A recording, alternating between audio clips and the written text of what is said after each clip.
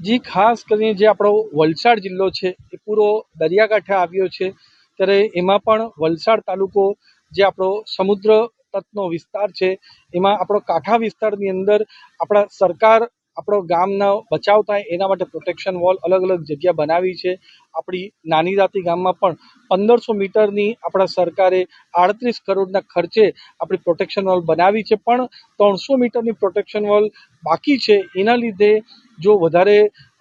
દરિયામાં તોફાન આવે અને મોટી ભરતી આવે તો પાણી આપણા દરિયાઈ પાણી ગામમાં ઘૂસી જાય તો આપણા ગામના લોકોને બચાવના માટે બહુ જરૂરી છે કે પ્રોટેક્શન વોલ જલ્દીથી જલ્દી બને. એના માટે અમારા ગામના લોકોએ ગામના બચાવના માટે એક ઝુંબેશ ઉપાડી હતી અને આજે જ્યારે મને કાંઠા વિસ્તાર આવવાનો મોકો મળ્યો ત્યારે પોતે મને એવું થયું કે આપણે પ્રોટેક્શન વોલ જલ્દીથી જલ્દી બને એના માટે આપણે જાતે જઈને સ્થળ પર નિરીક્ષણ કરીએ અને આની રજૂઆત અમે અમારા મંત્રી શ્રી ઈશ્વરભાઈ સાથે સાથે અમારા ગુજરાત રાજ્યના ઉપમુખ્યમંત્રી હર્ષભાઈ સંઘવી અને મુખ્યમંત્રી એવા ભૂપેન્દ્ર પટેલ સાહેબને જલ્દીથી જલ્દી કરવાના છે અને જે તે મંત્રી જે તે મંત્રાલયમાં વાતચીત કરીને જલ્દીથી જલ્દી અહીંયા પ્રોટેક્શન વોલ બને કાંઠા